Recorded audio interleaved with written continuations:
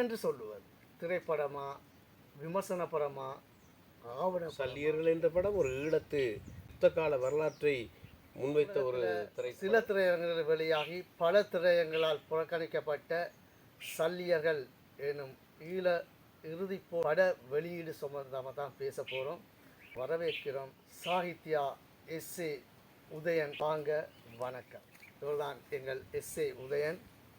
சாகித்யா போன்ற பல விருதுகளை வென்றவர். நாவல் இலக்கியம், சிறுகதை, நாடகம், நாட்டுக்கூத்து என பல்துறைசார் சினிமா துறையில் கூட தரம் பதித்தவர்.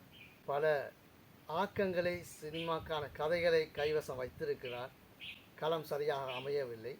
இன்னொரு தடவை விரிவாக பார்ப்போம். சல்லியர்கள் திரைப்படம். இந்த பதிவில் இதை பற்றி தான் பேச போகிறோம். சல்லியர்கள் திடீரென வெளியாகி இருக்கிறது. அது தொடர்பான பரபரப்புகள் உலகளாவில் பேசப்பட்டு கொண்டிருக்கின்றன.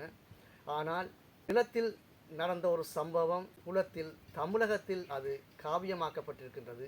அதற்கான வரவேற்பு என்னவாக இருக்கிறது? இந்த சல்லியர்கள் என்னென்று சொல்லுவது? திரைப்படமா, விமர்சனப்படமா, ஆவணப்படமா, என்ன வகையில் இது உள்ளடக்கின்றது தெரியாது இருக்கின்றோம். இதை எந்த வகைக்குள் நீங்கள் பார்க்குறீர்கள்? வணக்கம். இந்த சல்லியர்கள் திரைப்படம் என்ற விடயங்களை நாங்கள் பார்க்கிற போது கிட்டு அவர்கள் இயக்கி வெளியீடு செய்த மேதகு திரைப்படத்தை ஒட்டியதாகத்தான் நாங்கள் பார்க்கணும். அது தனியாக டாக்குமெண்ட்ரி ஆவணப்படமாகத்தான் அது ஆரம்பிக்கப்பட்டது. மேதகு அதோடு நிறுத்தி கொள்ளாமல் அவர் இனப்பற்றாளராக இருப்பதனாலே அவர் ஒரு முழுநீள படமாக ஒன்றை அடுத்ததாக வெளியீடு செய்யணும் என்று நினைத்திருக்கிறார். அந்த வகையிலே தான் அவர் இந்த சல்லியர்கள் என்ற பெயரிலே ஒரு திரைப்படத்தை இப்போது வெளியிட்டிருக்கிறார். இந்த திரைப்படம் நாங்கள் பார்க்குறோம், சில சர்ச்சைகளை உருவாக்கி கொண்டு ஜனரஞ்சகமான முறையிலே திரையிடப்பட்டு அது அமோக வசூலோடு ஓடிக்கொண்டிருக்கிற பல திரைப்படங்களை பார்த்துருக்கிறோம். திரையிடப்பட்டு சர்ச்சைக்குள்ளாக்கி பெரிய பிரபலமாகிற திரைப்படங்களுக்குள்ளே இது ஒரு வித்தியாசமாக, அதாவது தமிழகத்து எல்லா திரையரங்குகளிலும் திரையிடப்படாமலே இது பிரபலமாகி கொண்டிருக்கிறதுன்னு தான் சொல்லலாம். ஏனென்றா சல்லியர்கள் என்ற படம் ஒரு ஈழத்து வரலாற்று யுத்த கால வரலாற்றை முன்வைத்த ஒரு திரைப்படம். குறிப்பாக இறுதிக்கட்ட யுத்தத்தில் போராளி மருத்துவர்கள் ஆற்றிய பங்களிப்பு தொடர்பாக ஒரு வரையறைக்குள் இந்த திரைப்படம் எடுக்கப்பட்டிருப்பதாக விமர்சனங்களாக அறியப்படுகிறது.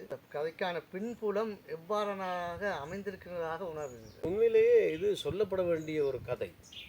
அதாவது இனி வருகிற அடுத்த தலைமுறைக்கு ஈழத் திருநாட்டிலே, எங்களுடைய தமிழ் மண்ணிலே இவ்வாறான யுத்தம் நடந்தது, இவ்வாறான போராட்டம் ஒரு எழுச்சிமிகு போராட்டமாக நடந்தது, அறம் கொண்ட ஒரு போராட்டமாக நடந்தது என்பதை நாங்கள் அடுத்த தலைமுறைக்கு கடத்தி செல்வதற்கு இப்பொழுது ஆவண ரீதியாக எங்களோடு பேசி கொண்டிருப்பவர்களாக இருக்கிறார்களே தவிர ஆவணப்படமாக அல்லது ஒரு முழுநில திரைப்படமாக ஆக்கப்பட்டால்தான் இந்த சரித்திரம் வெளியே போகும். இது பொய்யல்ல, உண்மை, இது புனைகதை அல்ல, உண்மை கதை என்று என்னுடைய அடுத்த தலைமுறைக்கு இதை கொண்டு செல்லணும், இளம் தலைமுறைக்கு கொண்டு செல்லணும்.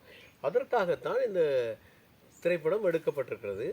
இந்த திரைப்படத்திலே முழுக்க அதாவது 30 வருடங்கள் நடைபெற்ற ஒரு யுத்தத்தினுடைய முழு காட்சியையும் படமாக்காமல் ஒரு பங்கருக்குள்ளே, அதாவது பாதுகாப்புக்காக யுத்த முனைகளிலே ஒளிந்திருக்கிற உள்ளே மருத்துவ உதவிகளை செய்து கொண்டிருக்கிற ஒரு இடத்தை பயன்படுத்தி அங்கே நடக்கிற ஒரு சென்டிமெண்டான ஒரு கதை. அது மருத்துவ தாதிகளுடைய, அதாவது அவர்களுக்கு தான் சல்லியர்களுடைய பெயர் செவிலியர்கள் என்று சொல்லி நாங்கள் சொல்லலாம்.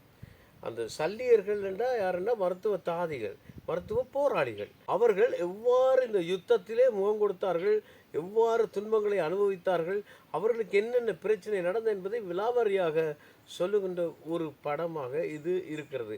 இது இந்த மண்ணிலே சண்டையில் இருந்தவர்களுக்கு, சண்டை தொடர்பாக நன்கு அறிந்தவர்களுக்கு நன்றாக தெரியும். ஆனால் இது வெளி உலகத்திற்கு பெரிதாக தெரியாது. இப்பொழுது ஒரு சந்தர்ப்பம் கிடைத்திருக்கிறது. இந்த சல்லியர்கள் திரைப்படத்தின் மூலம் தலைவர் மேதகு எவ்வாறு இந்த யுத்தத்தை, இந்த யுத்த களத்தை வழிநடத்தி கொண்டிருந்தார் என்பதை சற்று ஆழமாக பார்க்கக்கூடிய ஒரு படமாகத்தான் இதை நாங்கள் கருதுகிறோம். தமிழக காலத்தில் இப்படம் தொடர்பான விமர்சனங்கள் வருகின்ற போது இந்த தமிழக தொலைக்காட்சிகளாக இருக்கலாம் அல்லது தமிழகத்தை பிரதிநிதித்துவப்படுத்துகின்ற சமூக ஊடகங்களாக இருக்கலாம், அவை இதுக்கு ஒரு ஒரு அளப்பெரிய ஒரு உச்சக்கட்ட ஒரு விளம்பரப்படுத்த செய்து கொண்டிருக்கிறது தான் சொல்ல வேண்டும். இந்த படம் அறம் சார்ந்து பேசப்படுவதாக சொல்லப்படுகிறது.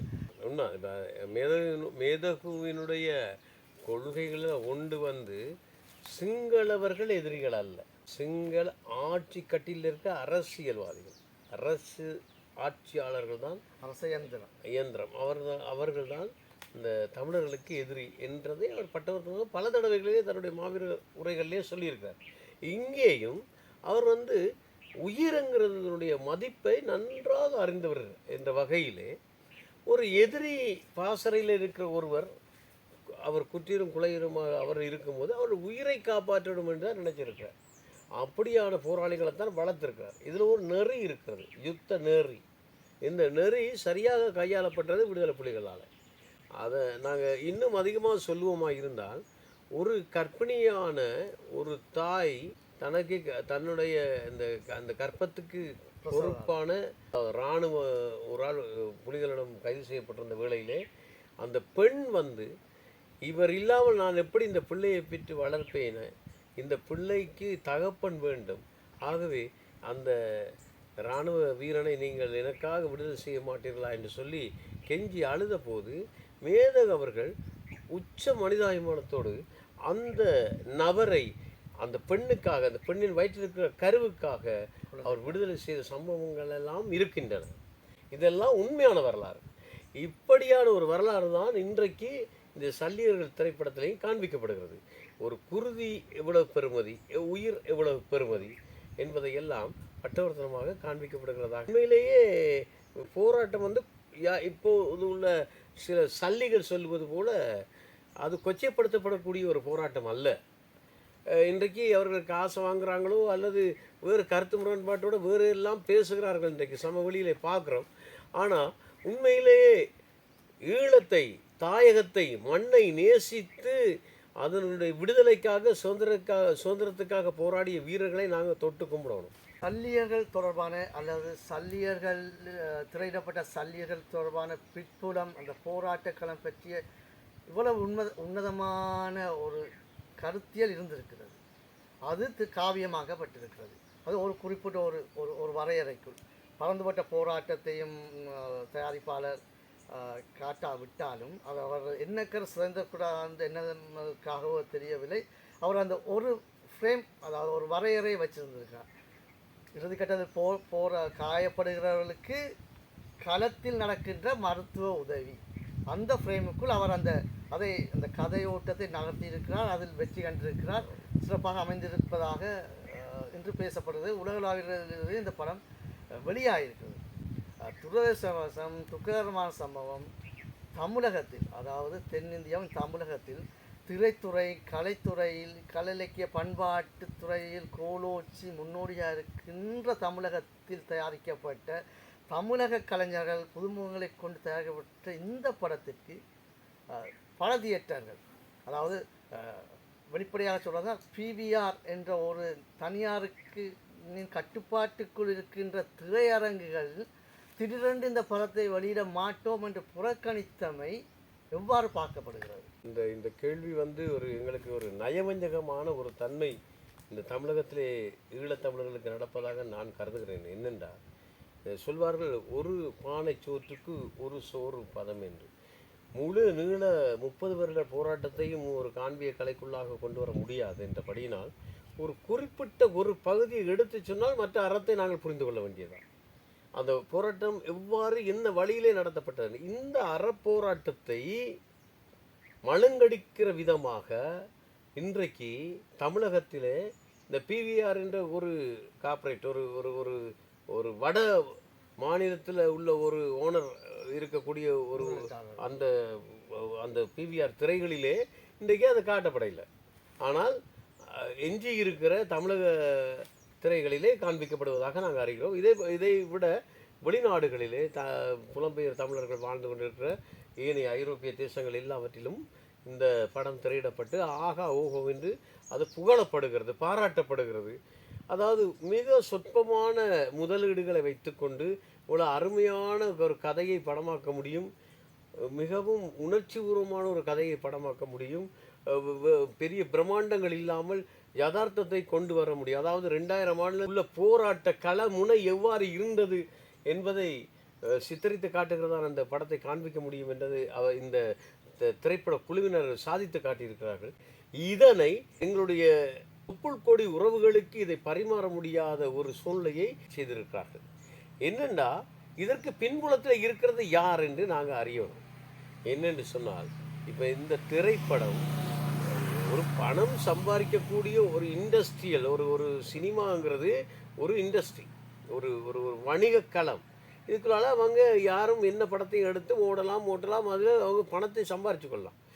அதை தாண்டி உணர்வு ரீதியான இனப்பற்றை சொல்லக்கூடிய ஒரு கதையை படமாக்கி இருக்கிற போது இதற்கு மறுப்பு தெரிவிக்கிறார்கள் என்றால், என்னை பொறுத்தவரையிலே இதில் அரசியல் இருக்கிறது, இதை நிறுத்துவதற்கு ஆன ஒரு சக்தி இருக்கிறது. இன்றைக்கு தமிழகத்திலே இன்றைக்கு ஒரு பவர்ஃபுல் முதலமைச்சராக இருக்கக்கூடிய ஸ்டாலின் அவர்கள் நினைத்தால் ஒரு வார்த்தையிலே இந்த தடையை அகற்றி இருக்க முடியும். இதற்குள்ளே அவர்கள் அரசியல் நடத்துவதற்காக பாருங்க, தமிழர் என்று சொல்லிக்கொண்டு வந்த நாம் இப்படி திராவிடர்கள் என்று சொல்லி ஒரு புது பூச்சி ஒன்றை பூசுகிறது. பழையதுதான், ஒரு புது பூச்சை பூசுறது அவசியமற்றது. இதை அறிவிக்கிறார் திராவிட பொங்கலாம்.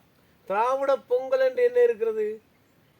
தமிழர்களுடைய தமிழ் தை பொங்கல், தமிழர் திருநாள் அதைத்தான் சொல்ல வேண்டும். அதை விட்டுட்டு திராவிட ஸ்பெஷல், திராவிட மார்க் என்று சொல்லி இவர்கள் இன்னொரு முத்திரையை குத்தி கொண்டு இவர்கள் அந்நியப்பட்டு போவதாகத்தான் தெரிகிறது. எங்களை பொறுத்த வரைக்கும் யாதும் ஊரே யாவருங்களில் எல்லா இடமும் எங்களுக்கு நண்பர்கள், ஈழத்தமிழர்களை பொறுத்தவரையிலும் அப்படிதான் நாங்கள் எங்களோட அடுத்த விஷயத்தை சொல்ல வேண்டியிருக்குது. ஏனென்றால் நாங்கள் எங்களுக்கு ஆதரவு தரக்கூடிய பகுதிகளுக்கெல்லாம் இனி நாங்கள் போகலாம். எங்களோட படத்தை மிக முக்கியமான நல்ல செய்தியை சொல்லக்கூடிய ஒரு திரைக்காவியத்தை இவர்களால் சுதந்திரமாக தமிழ்நாட்டில் வெளியிட முடியாத ஒரு சூழ்நிலையை ஏற்படுத்தியிருக்கு. ஈழத்தில் தான் அத்தகைய ஒரு நிலை, ஒரு ஈழம் சார்ந்த அல்லது ஒரு இனக்குழுமம் சார்ந்த அவர்கள் வாழ்வியல் உரிமை இது சார்ந்த விடயங்களை இலக்கியமாகவோ திரைப்படமாகவோ குறும்படமாகவோ தயாரித்து வெளியிட்டு திரையிட முடியாத சூழல் ஈழத்தில், இலங்கையின் ஈழப்பகுதியில் இருக்கின்ற நிலையில் இது அதையும் மீறி தமிழகத்தில் தயாரிக்கப்பட்டு அந்த தமிழக கலைஞர்களால் உருவாக்கப்பட்ட ஒரு படத்தை தமிழகத்தில் வெளியிட முடியாமல் என்றது இது இலங்கையில் இருக்கின்ற போன்ற ஒரு ஒடுக்குமுறை எதிர்காலத்தில் தமிழகத்துக்கும் வந்துருமோ என்றுதான் அது அப்படியான ஒரு ஓட்டம் தென்படுகிறது. என்ன நான் அறிவேன், வெந்து தணிந்தது காடுன்னு சொல்லி சென்ற வருடம் ஒரு படம் ஒன்று வெளியீடு செய்யப்பட்டது. என்னுடைய நண்பர் மதிசுதா இயக்குனர் அவர் அதை வெளியீடு செய்திருந்தார். அது ஒரு பங்கர் வாழ்க்கையை பற்றி குறிப்பிடுகிற ஒரு படம் தான். அது ஒரு குறுகிய வட்டத்துக்குள்ளே மிக பிரயோஜனப்பட்டு இங்கே ஃபிலிம் கார்பரேஷனும் அதை ஏற்றுக்கொள்ளலை, இங்குள்ள தியேட்டர்களும் அதை ஏற்றுக்கொள்ளலை. அவர்களாக சில தியேட்டர்களை வாடகைக்கு அமர்த்தி சில படங்களை திரையிட்டு இந்த பொதுவெளிக்கு காண்பித்தார்கள். வெளிநாட்டிலையும் அப்படி சிரமப்பட்டு தான் காண்பித்தார்கள். சல்லியர்களுக்கு ஏற்பட்டிருந்த நிலை வெந்து தணிந்தது காடு என்பதற்கு நடந்தது. அப்போ இது எங்களுக்கு ஒரு அனுபவம் தான், எங்களுக்கு இது புதிதல்ல. இந்த சல்லியர்கள் தடை செய்யப்படுவது மாதிரி வெந்து தணிந்த காடும் எங்களுக்கு அப்படித்தான் நடந்தது. ஆனால் சல்லியர்கள் என்று சொல்லுகிற போது நாங்கள் பெரிதாக எதிர்பார்ப்போம் இன்றைக்கு ஈழத்து திரைப்பட வரலாற்றிலே ஒரு இன்னும் முன்னேற வேண்டும், இன்னும் முன்னோக்கி போக வேண்டும் என்ற பல தேவைகள் இருக்கின்றன. தொழில்நுட்ப விஷயங்களில் நிறைய இருக்கிறது, வளர்ச்சி தேவைப்படுது. நாங்கள் ஒரு கத்துக்குட்டிகளாக தான் எங்களோட திரைப்படங்களை வெளியிட்டு கொண்டிருக்கிறோம். ஆனால் இந்த சல்லியர்கள் தென்னிந்தியாவிலே மிக வளர்ந்த தொழில்நுட்பம் வாய்ந்த ஒரு இடத்திலே தயாரிக்கப்படுகிறது. அதுவும் சிக்கலாக இருந்தாலும் நல்ல தயாரிப்பு, ஒரு நல்ல ஒரு திட்டமிடப்பட்ட தயாரிப்புக்குள்ளால் வெளிவருகிறது என்று சொன்னால் எங்களுக்கு ஒரு எதிர்பார்ப்பு இருக்கிறது. எங்களுக்கு அறங்காவலர் மற்றும் இந்த இன பற்றுள்ளவரான திருவள்ளுவர் கருணாஸ் அவர்களை இந்த இடத்துல நான் பாராட்ட வேண்டும். அவர்கள் இந்த திரைப்படத்தை எடுத்து நகர்த்துவதற்கு முன் வந்திருப்பது பெரும் முயற்சி பெருமுயற்சி. அவருக்கு எங்களுடைய ஈழத்தமிழர் சார்பாக எங்களுடைய நன்றிகளை தெரிவிக்க வேண்டும். அத்தோடு கிட்டு அவருக்கும் இதில் உண்மையிலேயே நாம் நினைக்கிறோம் ஸ்டார் வேல்யூன்னு சொல்லி போட்டு இருக்கிறவர்கள் வந்து திரைப்படங்களில் வந்து உதவாத கதைகளை, குப்பைகளை, ஆபாசங்களை எல்லாம் பெருவாரியாக அள்ளி குவிக்கிற திரையுலகத்திலே ஒரு சமுதாயத்தை, ஒரு வரலாற்றை, ஒரு ஒரு ஒரு ஒரு சமூகத்தின் வரலாற்றை, ஒரு இனத்தின் வரலாற்றை அறம் சார்ந்து வெளிப்படுத்தியிருக்கிறேங்கிறது பெருமைக்குரிய விஷயம். நாங்கள்லாம் பெருமைப்பட்டுக் கொள்கிறோம். இதில் வந்து நான் இன்னும் பாராட்டணும். இதில் வந்து நந்தினியாக வாழ்ந்த அந்த அந்த பொம்பளை பிள்ளை மிக அருமையாக செய்திருப்பதாக நாங்கள் எல்லா அந்த கிளிப்ஸை பார்க்கும்போது எங்களுக்கு கிடைக்கிது. ஒரு வைராக்கியத்தோடு இருக்கிறோம். பார்த்தா திரையில் பார்க்கணும், திரையில் பார்க்குறதுக்கான ஒரு முனைப்பு எங்களுக்கு இருக்கிறது. ஆகவே இதை திரையில் பார்க்கணுமென்று ஒரு அவாவில் தான் இருக்கிறோம். எனவே இந்த திரைப்படத்தை தயவு செய்து நான் ஒரு வேண்டுகோளாகத்தான் விடுக்கிறேன். தயவு செய்து அது தமிழக அரசாக இருந்தாலும் சரிதான், தமிழகத்தில் இருக்கக்கூடிய பவர் வாய்ந்த ஒரு ஒரு ஒரு செய்யக்கூடிய ஒரு சக்தி வாய்ந்த ஒரு அது தென்னிந்திய நடிகர் சங்கமாக இருக்கலாம், தயாரிப்பாளர் சங்கம் இருக்கலாம், சினிமா தியேட்டர்கள் சங்கமாக இருக்கலாம், அது வணிக ரீதியாக என்றாலும் இந்த படத்தை எல்லாரும் பார்க்கக்கூடிய மாதிரி திரைகளில் கொண்டு வந்து இதை திரையிடுவது ஒரு வேண்டுதலாக உங்களை கேட்குறோம். அப்படி செய்து தாங்க எங்களுக்கு. நாங்கள் என்னை மாதிரி நிறைய பேர் இந்த திரைப்படத்தை பார்ப்பதற்கு விரும்பி இருக்கிறோம். காணொலியை ஒளிப்பதிவு செய்வதற்கு ஒத்துழைப்பு வழங்கிய விழிகள் கலாமுற்று நிறுவனரும் அதன் நிறைவேற்று இயக்குனருமான சாகித்யா S.A. உதயன் அவர்களுக்கு நன்றிகளை தெரிவித்துக்கொண்டு மீண்டும் இதுபோன்ற ஒரு கலை இலக்கிய படைப்புகள் சார்ந்த விமர்சனத்தில் சந்திக்கும் வரை நன்றி கூறி விடைபெறுகின்றோம்.